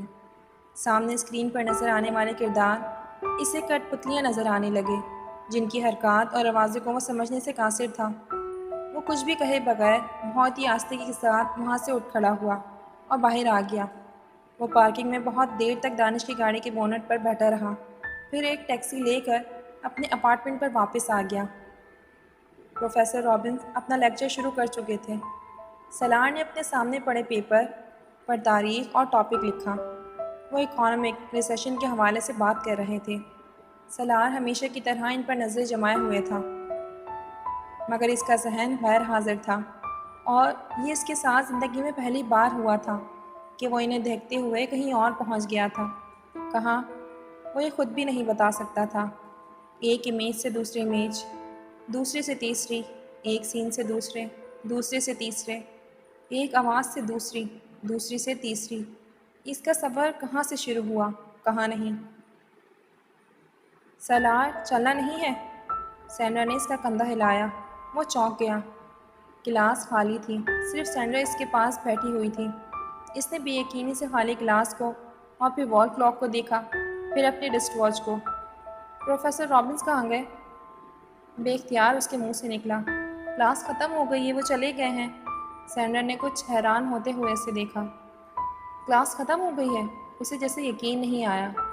ہاں، سلار نے بے اختیار اپنی آنکھوں کو مسلا اور پھر اپنی سیٹ کی پشت سے ٹیک لگا لی۔ واحد چیز جو اسے پروفیسر رابنس کے لیکچر کے بارے میں یاد تھی وہ صرف ٹاپک تھا۔ اس کے بعد وہ نہیں جانتا تھا کہ انہوں نے کیا کہا تھا۔ تم کچھ اپسیٹ ہو؟ سینڈرا نے پوچھا۔ نہیں، کچھ نہیں، میں کچھ دیر کے لیے یہاں اکیلا بیٹھنا چاہتا ہوں۔ اوکے، سینڈرا نے اسے دیکھتے ہوئے کہا اور اپنی چیزیں اٹھا کر باہر چلی گئی۔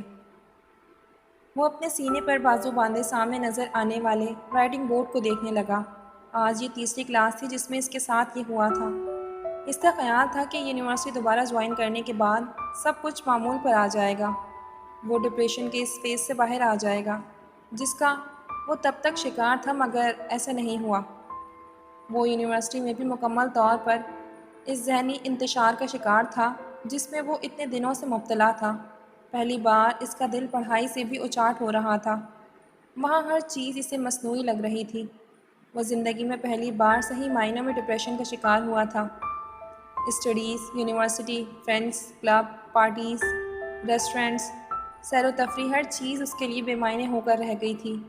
اس نے دوستوں سے ملنا ایک دم چھوڑ دیا تھا۔ فون پر اکثر اس کا پیغام ہوا کرتا کہ وہ گھر پر نہیں ہے۔ وہ فرینڈز کے اصرار پر ان کے ساتھ کہیں جانے کا پروگرام بنا لیتا تھا اور پھر ایک دم جانے سے انکار کر دیتا۔ چلا بھی جاتا تو کسی وقت بھی بغیر بتائے اٹھ کر واپس آ جاتا۔ وہ یونیورسٹی میں بھی یہی کر رہا تھا۔ ایک دن جاتا، 2 دن غائب رہتا، ایک پیریڈ لیتا، اگلے 2 پیریڈ چھوڑ دیتا۔ اپنے اپارٹمنٹ میں بھی کبھی کبھار وہ سارا دن بیڈ پر لیٹے ہوئے گزار دیتا۔ بعض دفعہ وہ فلم دیکھنا شروع کرتا اور 1.5 سے 2 گھنٹے بعد بھی اس کی سمجھ میں یہ نہیں آتا کہ وہ کیا دیکھ رہا ہے۔ ٹی وی چینلز گھماتے ہوئے وہ اسی کیفیت کا شکار رہتا۔ اس کی بھوک ختم ہو گئی تھی۔ وہ کوئی چیز کھانا شروع کرتا اور پھر ایک دم اس کا دل ڈوب جاتا۔ وہ اسی طرح اسے چھوڑ دیتا۔ بعض دفعہ وہ پورا دن کچھ بھی نہیں کھاتا تھا، صرف ایک کے بعد دیگر کافی کے کپ اپنے اندر انڈیلتا رہتا۔ وہ چین اسموکر نہیں تھا مگر ان دنوں بن گیا تھا۔ وہ اپنی چیزیں بہت قریبی سے رکھنے کا عادی تھا مگر ان دنوں اس کا اپارٹمنٹ گندگی کی مثال تھا اور اسے ان بکھری ہوئی چیزوں کو دیکھ کر کوئی الجھن بھی نہیں ہو رہی تھی۔ اس نے اپنے بہن بھائیوں اور والدین سے بھی گفتگو بہت مختصر کر دی تھی۔ وہ فون پر بولتے رہتے، وہ دوسری طرف کچھ بھی کہے بغیر خاموشی سے سنتا رہتا یا ہوں ہاں میں جواب دے دیتا۔ اس کے پاس انہیں بتانے کے لیے، ان کے ساتھ شیئر کرنے کے لیے ایک دم سب کچھ ختم ہو گیا تھا اور اسے ان میں سے ایک بات کی بھی وجہ معلوم نہیں تھی۔ اسے یہ بات تو معلوم تھی کہ اس کی ان تمام کیفیات اور حالت کا تعلق امامہ ہاشم سے ہے۔ نہ وہ اس کی زندگی میں آتی، نہ اس کے ساتھ یہ سب کچھ ہوتا۔ پہلے وہ اسے ناپسند کرتا تھا مگر اب وہ اس سے نفرت کرنے لگا تھا۔ پچھتاوے کا جو ہلکا سا احساس کچھ عرصے اس کے ساتھ رہا تھا وہ تقریباً غائب ہو گیا تھا۔ اس کے ساتھ جو ہوا ٹھیک ہوا، میں نے اس کے ساتھ جو کیا ٹھیک کیا، اس کے ساتھ اس سے بھی زیادہ برا ہونا چاہیے تھا، وہ خود بخود ہی اپنے آپ سے کہتا رہا۔ امامہ ہاشم کی زبان سے نکلے ہوئے ہر لفظ، ہر حرف، ہر جملے سے اسے نفرت ہو رہی تھی۔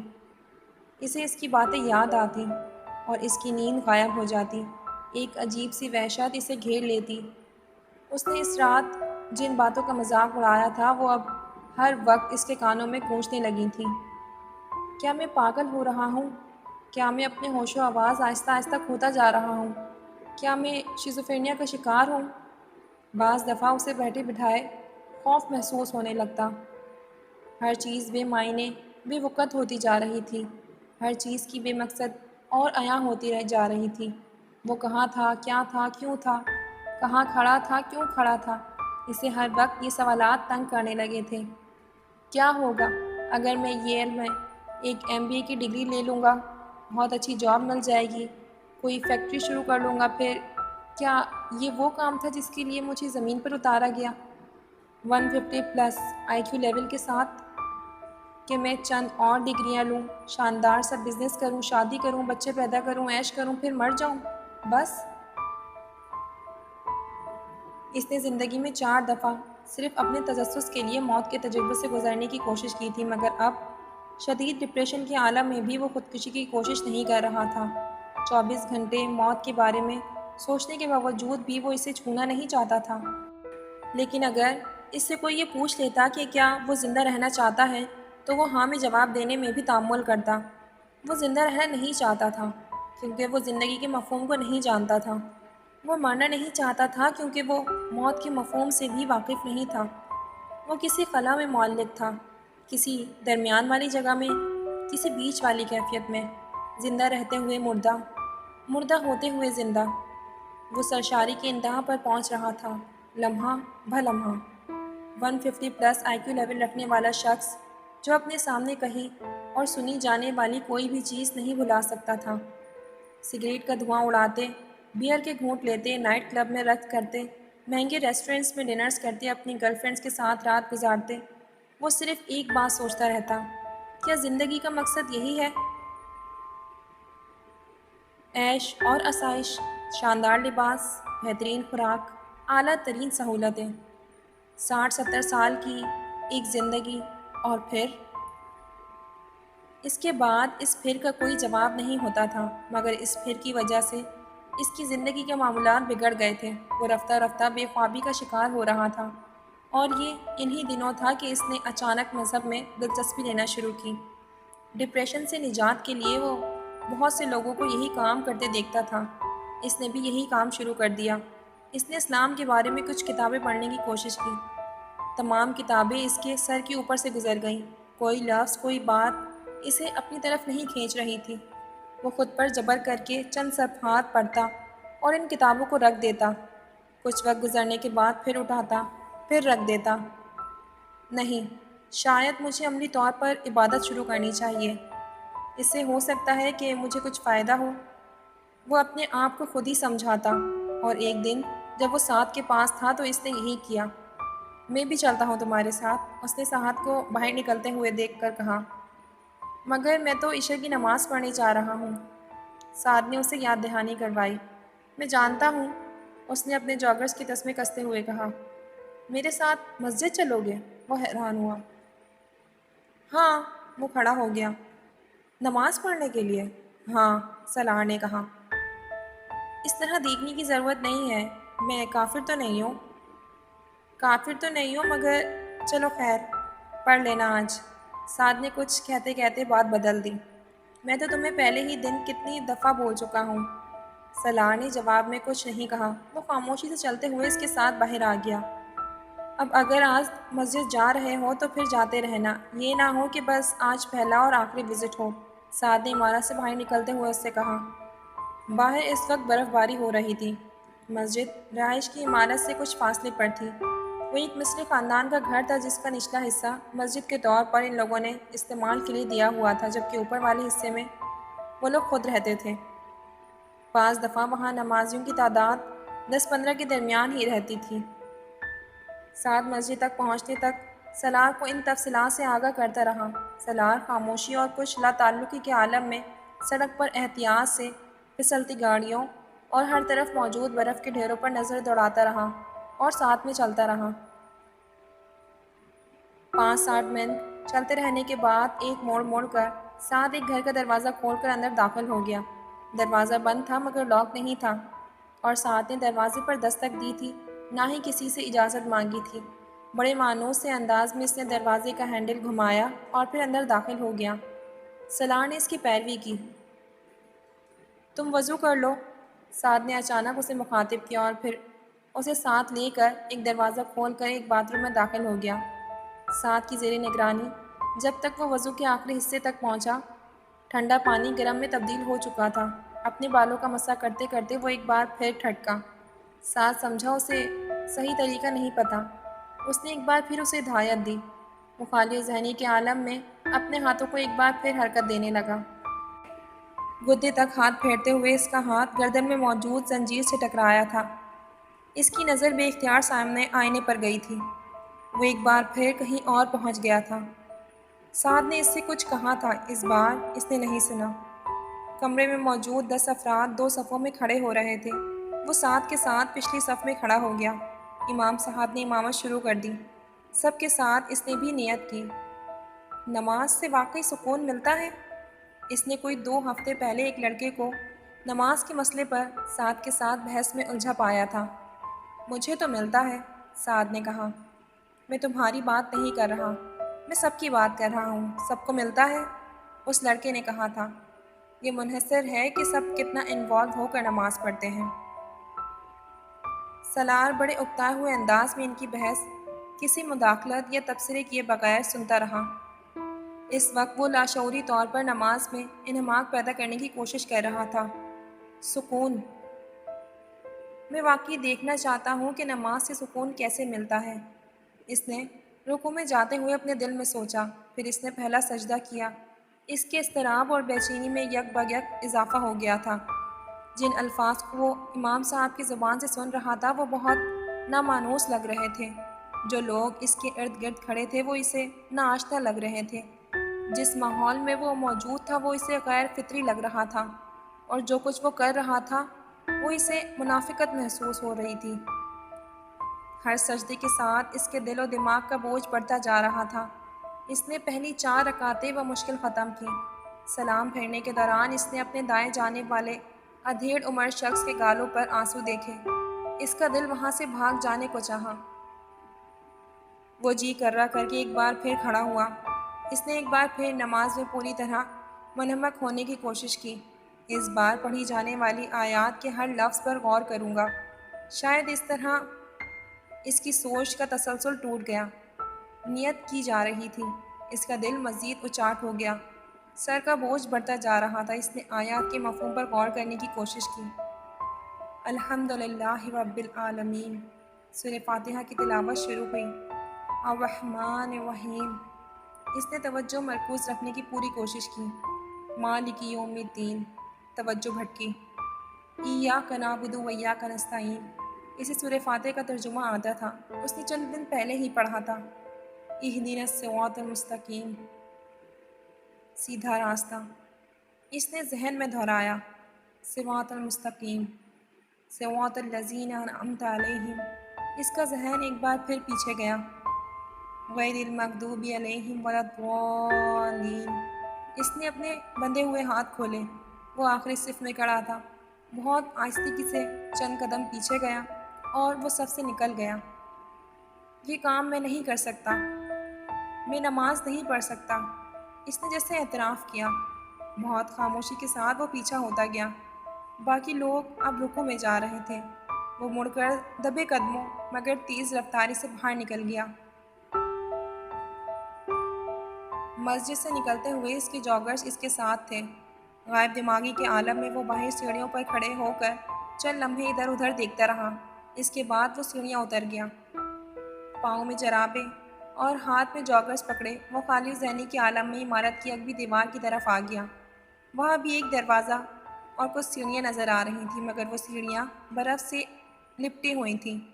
دروازے پر موجود لائٹ بھی روشن نہیں تھی۔ اس نے جھک کر سب سے اوپر والی سیڑھی کو اپنے جاگرز کے ساتھ صاف کیا اور برف صاف کرنے کے بعد وہاں بیٹھ گیا۔ کچھ دیر پہلے ہونے والی برف باری اب ختم ہو چکی تھی۔ اس نے سیڑھی پر بیٹھ کر اپنے جاگرز پہن لیے۔ تسمے کسنے کے بعد وہ ایک بار پھر سیدھا ہو کر دروازے سے ٹیک لگا کر بیٹھ گیا۔ اس کے دونوں ہاتھ جیکٹ کی جیبوں میں تھے۔ جیکٹ کے ساتھ لگے ہوئے ہوڈ کو وہ سر پر چڑھا چکا تھا۔ سامنے سڑک پر اکا دکا گاڑیوں کی آمد و رفت جاری تھی۔ وہ سیڑھیوں پر اپنی ٹانگیں پھیلائے اپنی پشت دروازے سے ٹکائے ان اکا دکا گاڑیوں اور فٹ پاتھ پر چلنے والے لوگوں کو دیکھنے لگا۔ وہاں اس سرد اور قہر آلود رات میں کھلے آسمان کے نیچے بیٹھے ہوئے وہ کچھ دیر پہلے مسجد کے گرم کمرے میں زیادہ سکون محسوس کر رہا تھا۔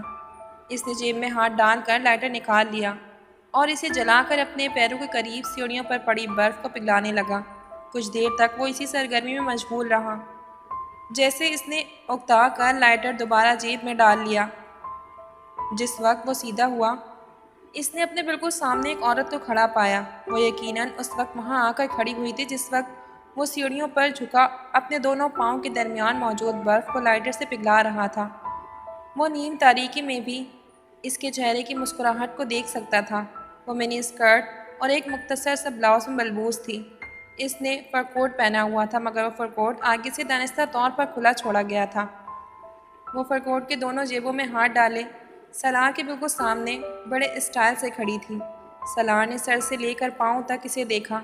اس کی لمبی ٹانگیں اس سردی میں بھی برہنہ تھیں۔ اس کے عقب میں موجود دکانوں کی روشنیوں کے بیک گراؤنڈ میں اس کی ٹانگیں یکدم نمایاں ہو رہی تھیں اور اس کی ٹانگیں بہت خوبصورت تھیں۔ کچھ دیر تک وہ ان سے نظر نہیں ہٹا سکا۔ اس عورت کے پیروں میں بوٹ نمایاں ہیل کے جوتے تھے۔ سالار حیران تھا وہ برف کے اس ڈھیر پر ان جوتوں کے ساتھ کس طرح چلتی ہوگی۔ I charge $50 for 1 hour۔ اس عورت نے بڑے دوستانہ انداز میں کہا۔ سالار نے اس کی ٹانگوں سے نظریں ہٹا کر اس کے چہرے کو دیکھا۔ اس کی نظریں ایک بار پھر اس کی ٹانگوں پر گئیں۔ کئی سالوں میں پہلی بار اسے کسی پر ترس آیا تھا۔ کیا مجبوری تھی کہ وہ اس برف باری میں بھی اس طرح برہنہ پھرنے پر مجبور تھی جبکہ وہ اس موٹی جینس میں بھی سردی کو اپنی ہڈیوں میں گھستا محسوس کر رہا تھا۔ اوکے $40۔ اسے خاموش دیکھ کر اس عورت کو اندیشہ ہوا کہ شاید وہ قیمت اس کے لیے قابل قبول نہیں تھی، اس لیے اس نے فوراً اس میں کمی کر دی۔ سلار جانتا تھا کہ $40 بھی زیادہ تھے۔ وہ سڑک پر $20 میں بھی 1 گھنٹے کے لیے کسی لڑکی کو حاصل کر سکتا تھا۔ وہ 35-40 سال کی تھی اور بات کرتے ہوئے محتاط نظروں سے سڑک کی ادھر ادھر دیکھ رہی تھی۔ سلار جانتا تھا کہ یہ احتیاط پولیس والے کے لیے تھی۔ Okay, $30، no more bargaining, take it or leave it. سلار کی خاموشی نے اس کی قیمت کو کچھ اور کم کیا۔ سلار نے اس بار کچھ بھی کہے بغیر اپنی جیکٹ کے اندر سے جیب میں ہاتھ ڈالا اور وہاں موجود چند کرنسی نوٹ نکال کر اس کی طرف بڑھا دیے۔ اس کے پاس اس وقت والیٹ نہیں تھا۔ اس عورت نے حیرانی سے اسے دیکھا، پھر ان نوٹوں کو اس کے ہاتھ سے جھپٹ لیا۔ وہ پہلا گاہک تھا جو اسے ایڈوانس پیمنٹ کر رہا تھا، اور وہ بھی $50، جبکہ وہ اپنی قیمت کم کر چکی تھی۔ تم میرے ساتھ چلو گے یا میں تمہارے ساتھ؟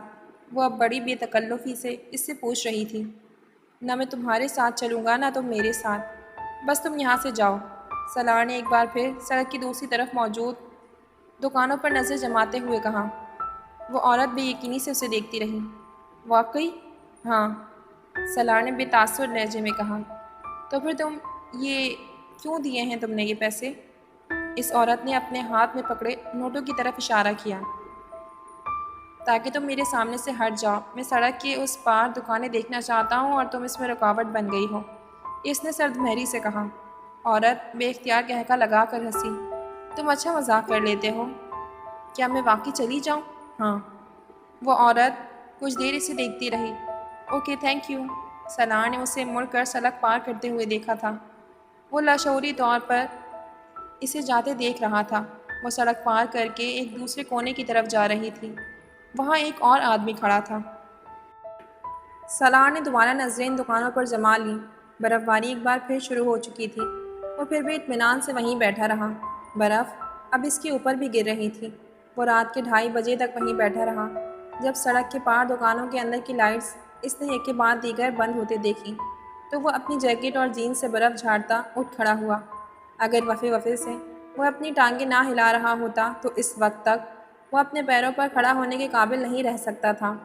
اس کے باوجود کھڑا ہو کر قدم اٹھانے میں اسے کچھ دقت ہوئی۔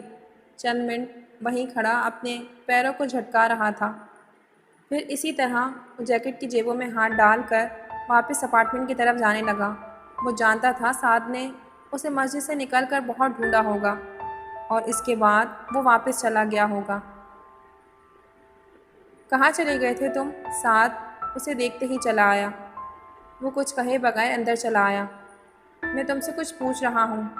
سعد دروازہ بند کر کے اس کے پیچھے آ گیا۔ سلار اپنی جیکٹ اتار رہا تھا۔ کہیں نہیں گیا تھا، اس نے جیکٹ لٹکاتے ہوئے کہا۔ تمہیں پتہ ہے کہ میں نے تمہیں کتنا تلاش کیا، کہاں کہاں فون کیا، اور اب تو میں اتنا پریشان ہو چکا تھا کہ پولیس فون کرنے والا تھا۔ تم آخر اس طرح نماز چھوڑ کے گئے کہاں تھے؟ سلار کچھ کہے بغیر اپنے جاگرز اتارنے لگا۔ میں نے تمہیں بتایا ہے، کہیں نہیں۔ تو پھر اب تک کہاں تھے؟ سعد اس کے سامنے آ کر کھڑا ہو گیا۔ وہیں تھا، مسجد کے پچھلے حصے میں، فٹ پاتھ پر، اس نے اطمینان سے کہا۔ واٹ؟ اتنے گھنٹے تم وہاں فٹ پاتھ پر برف میں بیٹھے رہے ہو؟ سعد دم بخود رہ گیا۔ ہاں۔ کوئی تک بنتی ہے اس حرکت کی؟ وہ چلایا۔ نہیں، کوئی تک نہیں بنتی۔ سلار نے اس طرح سیدھا بیڈ پر لیٹتے ہوئے کہا۔ کچھ کھایا ہے؟ نہیں۔ تو کھانا کھا لو۔ نہیں، بھوک نہیں ہے۔ وہ اب چھت پر نظر جمائے ہوئے تھا۔ سعد اس کے قریب بیڈ پر بیٹھ گیا۔ تمہارے ساتھ آخر مسئلہ کیا ہے؟ بتا سکتے ہو مجھے؟ سلار نے گردن کو ہلکی سی حرکت کے ساتھ اسے دیکھا۔ کوئی مسئلہ نہیں ہے، بے تاثر لہجے میں کہا گیا۔ میں سمجھا تم اپنے اپارٹمنٹ چلے گئے ہو، مگر وہاں بار بار رنگ کرنے پر بھی تم نہ ملے۔ سعد بڑبڑا رہا تھا۔ سلار کی نظریں ابھی بھی چھت پر ہی تھیں۔ اس سے بہتر تھا کہ میں تمہیں اپنے ساتھ نماز پڑھنے لے کر ہی نہ جاتا۔ آئندہ تم میرے ساتھ مت جانا، سعد نے ناراضی سے کہا۔ وہ اب اس کے بیڈ سے اٹھ گیا تھا۔ کچھ دیر تک وہ اپنے کام نپٹا رہا تھا، پھر وہ نائٹ بلب آن کر کے اپنے بیڈ پر لیٹ گیا۔ اس نے ابھی آنکھیں بند ہی کی تھیں جب اس نے سلار کی آواز سنی۔ سعد؟ ہاں۔ اس نے آنکھیں کھول دیں۔ یہ صراط مستقیم کیا ہوتا ہے؟ سادہ لہجے میں پوچھے گئے سوال نے سعد کو حیران کر دیا تھا۔ اس نے گردن موڑ کر بائیں جانب بیڈ پر سیدھا لیٹے ہوئے سلار کو دیکھا۔ صراط مستقیم سیدھے راستے کو کہتے ہیں۔ جانتا ہوں، مگر یہ سیدھا راستہ کیا ہوتا ہے؟ اگلا سوال آیا۔ سعد نے اس کی طرف کروٹ لے لی۔ سیدھا راستہ مطلب نیکی کا راستہ۔ نیکی کیا ہوتی ہے؟ لہجہ ابھی بھی بے تاثر تھا۔ اچھے کام کو نیکی کہتے ہیں۔ اچھا کام؟ کوئی ایسا کام جو کسی دوسرے کے لیے کیا گیا ہو، کسی کی مدد کی گئی ہو، کسی پر مہربانی کی گئی ہو، وہ اچھا کام ہوتا ہے، اور ہر اچھا کام نیکی ہوتی ہے۔ ابھی کچھ گھنٹے پہلے میں نے فٹ پاتھ پر ایک ہوکر کو $50 دیے ہیں، جبکہ وہ صرف $30 مانگ رہی تھی۔ اس کا مطلب یہ نیکی ہوئی؟ سعد کا دل چاہا وہ ایک گھونسا اس کے منہ پر کھینچ مارے۔ وہ عجیب آدمی تھا۔ بکواس بند کرو اور سو جاؤ، مجھے بھی سونے دو۔ اس نے کمبل لپیٹ لیا۔ سلار کو حیرت ہوئی۔ وہ کس بات پر حیران ہوا تھا؟ تو یہ نیکی نہیں ہوئی؟ میں نے تم سے کہا نا، اپنا منہ بند کرو اور سو جاؤ۔ سعد ایک بار پھر دھاڑا۔ اتنا ناراض ہونے کی ضرورت تو نہیں ہے، میں نے تم سے ایک معمولی سا سوال کیا ہے، سلار نے بڑے تحمل سے کہا۔ سعد یکدم کچھ مشتعل ہوتے ہوئے اٹھ کر بیڈ پر بیٹھ گیا۔ اس نے لیمپ آن کر دیا۔ تمہارے جیسے آدمی کو میں صراط مستقیم کے بارے میں کیا سمجھاؤں؟ کیا تم پاگل ہو، جاہل ہو، یا غیر مسلم ہو؟ کیا ہو؟ کچھ بھی نہیں ہو۔ تمہیں خود پتہ ہونا چاہیے کہ صراط مستقیم کیا ہوتا ہے، مگر تم جیسا آدمی جو مسجد میں نماز پڑھتے ہوئے نماز درمیان میں چھوڑ کر چلا آتا ہے، وہ کیسے جان سکتا ہے یہ؟ میں نماز اس لیے چھوڑ کر چلا آیا کیونکہ تم کہتے ہو کہ اس میں سکون ملے گا۔ مجھے سکون نہیں ملا، میں چھوڑ آیا۔ اس کے پرسکون انداز میں کیے ہوئے جملے نے سعد کو مزید مشتعل کر دیا۔ تمہیں نماز میں اس لیے سکون نہیں ملا کیونکہ مسجد تمہاری جگہ نہیں ہے۔ تمہارے لیے سکون کی جگہ سنیما، تھیٹر، بار اور کلب ہیں۔ مسجد تمہارے لیے نہیں ہے۔ تمہیں نماز میں سکون کہاں مل جاتا؟ اور تم چاہتے ہو میں تمہیں بتاؤں کہ صراط مستقیم کیا ہوتا ہے؟ وہ بیڈ پر سیدھا لیٹا، پلکیں جھپکائے بغیر سعد کو دیکھتا رہا۔ تمہارے جیسا شخص جو نماز سے بھاگ جاتا ہے، شراب پیتا ہے، زنا کرتا ہے، وہ صراط مستقیم کے مطلب کو سمجھ سکتا ہے، نہ ہی اس پر آ سکتا ہے۔ تمہارا مطلب ہے جو شراب پیتے ہیں اور زنا کرتے ہیں مگر نماز سے بھاگتے نہیں، نماز بھی پڑھ لیتے ہیں، وہ صراط مستقیم کا مطلب سمجھتے ہیں اور صراط مستقیم پر ہیں۔ سعد کچھ بول نہیں سکا۔ مدھم آواز اور بے تاثر لہجے میں کیے گئے ایک ہی سوال نے اسے خاموش کر دیا تھا۔ سلار اب بھی اسی طرح اسے دیکھتا رہا۔ تم ان چیزوں کو نہیں سمجھ سکتے سلار، اس نے کچھ دیر خاموش رہنے کے بعد کہا۔ سلار کے کانوں میں ایک جھماکے کے ساتھ ایک دوسری آواز گونج اٹھی تھی۔ ہاں، میں واقعی نہیں سمجھ سکتا۔ لائٹ آف کر دو، مجھے نیند آ رہی ہے۔ اس نے مزید کچھ کہے بغیر آنکھیں بند کر لیں۔ مجھے پہلے ہی اندازہ تھا کہ تم اپنے اپارٹمنٹ پر ہی ہوگے، صرف تم نے جان بوجھ کر اپنا فون آنسر پر لگا دیا ہوگا۔ سعد اگلے دن 10 بجے سلار کے اپارٹمنٹ پر موجود تھا۔ سلار نے نیند میں اٹھ کر دروازہ کھولا تھا۔ تم اس طرح بغیر بتائے بھاگ کیوں آئے میرے اپارٹمنٹ سے؟ سعد نے اندر آتے ہوئے جھاڑا۔ بھاگا تو نہیں، تم سو رہے تھے، میں نے تمہیں جگانا مناسب نہیں سمجھا۔ سلار نے آنکھیں مسلتے ہوئے کہا۔ کس وقت آئے تھے تم؟ شاید 4 یا 5 بجے۔ یہ جانے کا کون سا وقت تھا؟ سعد نے تنک کر کہا۔ اور تم اس طرح آئے کیوں؟ سلار کچھ کہنے کے بجائے لانگ روم کے صوفے پر جا کر اوندھے منہ لیٹ گیا۔ شاید میری باتوں سے تم ناراض ہو گئے تھے، میں اس لیے ایکسکیوز کرنے آیا ہوں، سعد نے دوسرے صوفے پر بیٹھتے ہوئے کہا۔ کون سی باتوں سے؟ سلار نے گردن کو ہلکا سا ترچھا کرتے ہوئے اسی طرح لیٹے سعد سے پوچھا۔ وہی سب کچھ جو میں نے غصے میں آ کر رات کو تم سے کہہ دیا تھا، سعد نے معذرت خانہ انداز میں کہا۔ نہیں، میں ایسی چھوٹی چھوٹی باتوں پر تو ناراض نہیں ہو سکتا۔ تم نے ایسی کوئی بات نہیں کی جس پر تمہیں ایکسکیوز کرنے کے لیے یہاں آنا پڑے، سلار نے اس کے انداز میں کہا۔ پھر تم اس طرح اچانک میرے اپارٹمنٹ سے کیوں آ گئے؟ سعد بضد تھا۔ بس میرا دل گھبرایا اور میں یہاں آ گیا، اور چونکہ سونا چاہتا تھا تو اس لیے فون آنسر پر لگا دیا، سلار نے پرسکون انداز میں کہا۔ پھر بھی میں یہ محسوس کر رہا تھا کہ مجھے تم سے اس طرح سے بات نہیں کرنی چاہیے تھی، میں صبح سے بہت پچھتا رہا ہوں۔ جانے دو اسے، اس نے اسی طرح چہرہ صوفے پر چھپائے کہا۔ سالار، تمہارے ساتھ آج کل کیا پرابلم ہے؟ کچھ نہیں۔ نہیں، کچھ نہ کچھ تو ہے، کچھ عجیب سے ہوتے جا رہے ہو تم۔ اس بار سالار یکدم کروٹ بدلتے ہوئے سیدھا ہو گیا۔ چٹلیتے ہوئے سعد کی طرف دیکھتے ہوئے اس نے پوچھا، مثلاً کون سی بات عجیب سی ہوتی جا رہی ہے مجھ پہ؟ بہت ساری ہیں۔ تم بہت چپ چپ رہنے لگے ہو، چھوٹی چھوٹی باتوں پر الجھنے لگے ہو۔ یہ بات مجھے بتا رہا تھا کہ یونیورسٹی جانا بھی چھوڑا ہوا ہے تم نے، اور سب سے بڑی بات کہ مذہب میں دلچسپی لے رہے ہو۔ اس کے آخری جملے سے سالار کے ماتھے پر تیویاں آ گئیں۔ مذہب میں دلچسپی، یہ تمہاری غلط فہمی ہے۔ میں مذہب میں دلچسپی لینے کی کوشش نہیں کر رہا، میں صرف سکون حاصل کرنے کی کوشش کر رہا ہوں، کیونکہ میں بہت ڈپریس ہوں۔ مجھے زندگی میں کبھی اس طرح کا اور اس حد تک کا ڈپریشن نہیں ہوا جس کا شکار میں آج کل ہوں، اور میں صرف اس ڈپریشن سے نجات حاصل کرنے کے لیے رات نماز پڑھنے کے لیے گیا تھا۔ اس نے بہت ترشی سے کہا۔ ڈپریشن کیوں ہے تمہیں؟ سعد نے پوچھا۔ اگر یہ مجھے پتہ ہوتا تو مجھے یقیناً ڈپریشن نہ ہوتا، میں اب تک اس کا کچھ نہ کچھ کر چکا ہوتا۔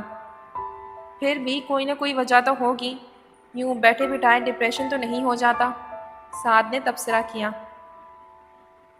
سالار جانتا تھا کہ وہ ٹھیک کہہ رہا ہے، مگر اسے وجہ بتا کر خود پر ہنسنے کا موقع فراہم نہیں کرنا چاہتا تھا۔ کسی دوسرے کے بارے میں تو مجھے پتہ نہیں، مگر مجھے بیٹھے بٹھائے ہی ہو جاتا ہے، سالار نے کہا۔ تم کوئی اینٹی ڈپریسنٹ لیتے ہو؟ سعد نے کہا۔ میں ان کا ڈھیر کھا چکا ہوں، مجھے کوئی فرق نہیں پڑا۔ تو تم کسی سائیکالوجسٹ سے مل لیتے؟ میں یہ کام تو کبھی نہیں کروں گا، میں تنگ آ چکا ہوں ان لوگوں سے ملتے ملتے، کم از کم اب تو میں نہیں ملوں گا، سالار نے بے اختیار کہا۔ پہلے کس سلسلے میں ملتے رہے ہو تم؟ سعد نے کچھ چونک کر تجسس کے عالم میں پوچھا۔ بہت سی باتیں تھیں، تم انہیں رہنے دو۔ وہ اب چت ہو کر چھت کو گھورتا رہا۔ تو پھر تم ایسا کرو کہ عبادت کیا کرو، نماز پڑھا کرو۔ میں نے کوشش کی تھی، مگر میں نماز نہیں پڑھ سکتا۔ نہ تو مجھے وہاں کوئی سکون ملا، نہ ہی میں یہ جانتا تھا کہ میں جو پڑھ رہا ہوں وہ کیا ہے، کیوں پڑھ رہا ہوں۔ تو تم یہ جاننے کی کوشش کرو کہ سالار نے اس کی بات کاٹ دی۔ اب پھر رات والی بحث شروع ہو جائے گی، صراط مستقیم والی، اور پھر تمہیں غصہ آئے گا۔ نہیں، مجھے غصہ نہیں آئے گا، سعد نے کہا۔ جب مجھے یہی نہیں پتا کہ صراط مستقیم کیا ہے، تو پھر میں نماز کیسے پڑھ سکتا ہوں؟ تم نماز پڑھنا شروع کرو گے تو تمہیں خود ہی پتہ چل جائے گا کہ صراط مستقیم کیا ہے۔ کیسے؟ تم خود ہی غلط کاموں سے بچنے لگو گے، اچھے کام کرنے لگو گے، سعد نے وضاحت کرنے کی کوشش کی۔ مگر میں کوئی غلط کام نہیں کرتا، اور نہ ہی مجھے اچھے کام کرنے کی کوئی خواہش ہے۔ میری زندگی نارمل ہے۔ تمہیں یہ احساس ہو بھی نہیں سکتا کہ تمہارا کون سا کام صحیح ہے اور کون سا غلط، جب تک کہ سالار نے اس کی بات کاٹ دی۔ صحیح اور غلط کام میرا مسئلہ نہیں ہے، ابھی تو مجھے بس بے سکونی رہتی ہے، اور اس کا تعلق میرے کاموں سے نہیں ہے۔ تم وہ تمام کام کرتے ہو جو انسان کی زندگی کو بے سکون کر دیتے ہیں۔ مثلاً؟ سالار نے چپتے ہوئے لہجے میں کہا۔ تم پورک کھاتے ہو۔ کم آن، وہ بے اختیار بلبلایا۔ پورک یہاں کہاں سے آ گیا؟ تم مجھے ایک بات بتاؤ۔ سالار اٹھ کر بیٹھ گیا۔ تم تو بڑی باقاعدگی سے نماز پڑھتے ہو، بڑی عبادت کرتے ہو، نماز نے تمہاری زندگی میں کون سی تبدیلیاں کر دیں؟ مجھے بے سکونی نہیں ہے، حالانکہ تمہارے فارمولے کے مطابق تمہیں بے سکونی ہونی چاہیے، کیونکہ تم بھی بہت سے غلط کام کرتے ہو، سالار نے ترکی پر ترکی جواب دیا۔ مثلاً؟ میں کیا غلط کام کرتا ہوں؟ تم جانتے ہو، میرے دہرانے کی ضرورت نہیں ہے۔ میں نہیں جانتا، تم دہراؤ، سعد نے جیسے اسے چیلنج کیا۔ سالار اسے دیکھتا رہا۔ پھر اس نے کہا، میں نہیں سمجھتا سعد کہ صرف عبادت کرنے سے زندگی میں کوئی بہت نمایاں تبدیلیاں لائی جا سکتی ہیں۔ اچھے کاموں یا کردار کا تعلق عبادت کرنے یا نہ کرنے سے نہیں ہوتا۔ سعد نے اس کی بات کاٹ دی۔ میں اس لیے تم سے کہتا ہوں کہ اپنے مذہب میں کچھ دلچسپی لو اور اسلام کے بارے میں کچھ علم حاصل کرو، تاکہ اپنی اس غلط قسم کی فلسفی اور سوچ کو بدل سکو۔ میری سوچ غلط نہیں ہے، میں نے مذہبی لوگوں سے زیادہ چھوٹا، منافق اور دھوکے باز کسی کو نہیں پایا۔ میں امید کرتا ہوں تم برا نہیں مانو گے، مگر میں سچ کہہ رہا ہوں۔ ابھی تک مجھے 3 ایسے لوگوں سے واسطہ پڑا جو بہت مسلمان بنتے ہیں اور اسلام کی بات کرتے ہیں، اور تینوں منافق ہیں، وہ بڑی تلخی سے کہہ رہا تھا۔ سب سے پہلے میں ایک لڑکی سے ملا، وہ بھی بڑی مذہبی بنتی تھی، پردہ کرتی تھی، بڑی پارسا اور پاک باز ہونے کا ڈرامہ کرتی تھی، اور ساتھ میں ایک لڑکے کے ساتھ افیئر چلا رہی تھی۔ اپنے منگیتر کے ہوتے ہوئے اس کے لیے گھر سے بھاگ بھی گئی۔ اسے ضرورت پڑی تو اس نے ایک ایسے شخص سے مدد بھی چاہی جسے وہ برا سمجھتی تھی، یعنی اسے اپنے فائدے کے لیے استعمال کرنے میں کوئی آڑ نہیں سمجھا۔ ان محترمہ پارسا خاتون نے اس کے لبوں پر استہزائیہ مسکراہٹ تھی۔